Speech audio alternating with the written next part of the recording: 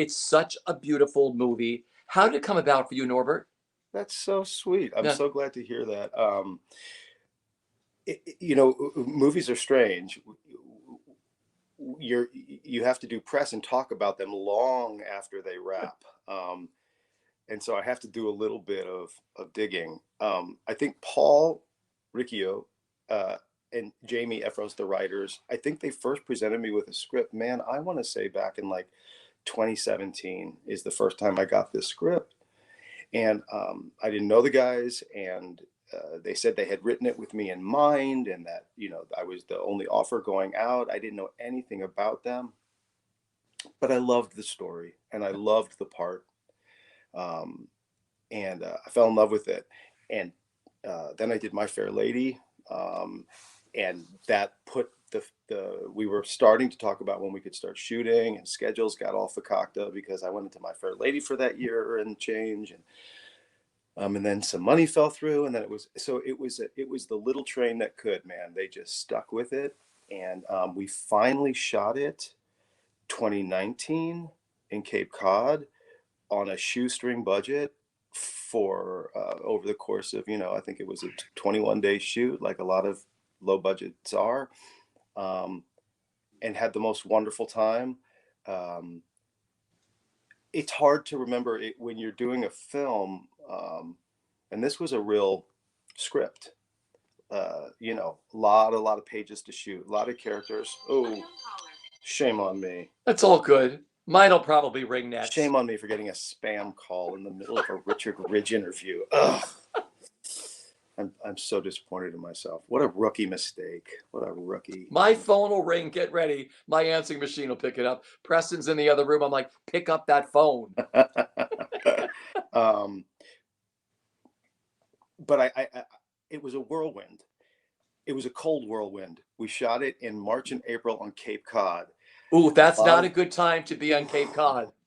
I hadn't been to Cape Cod before, and uh, what's that Mark Twain quote? I think he said the coldest winter I ever spent was a summer in Minnesota. It was a little bit like that. We froze, and a lot of them were exteriors. Um, but it was the type of environment where, because the budget was so small, man, everybody just rallied.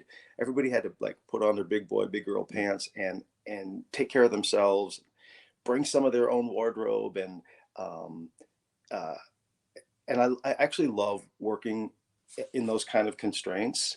Um, and that was my main memory of the film. I was like, oh my God, we're really doing this. Paul and Jamie were so great. They, um, there's so much to shoot, and we've got 21 days and no money and no budget. And so you get maybe 2 takes of a thing, you get maybe 3 takes. And so everybody's really on the front foot. Everybody's in it for the right reasons. There's no, if you were a diva, you just would not be paid attention to, and I think the film, it's got a hard scrabble kind of everyman kind of feel to it, and that's how we shot it too. So I'm really proud of it. Yeah, I haven't Well, seen it though. I saw an early, um, like an early edit, but yeah. I'm really excited to see it.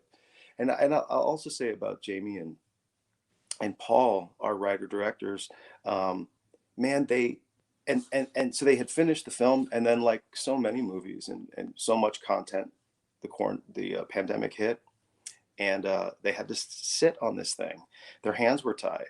They had planned, big releases, and everything got shelved, and they just kept on plugging away, getting it into the online film festivals. Everything was done, getting it seen, getting it reviewed, getting a distributor through Breaking Glass, which was a real coup for them.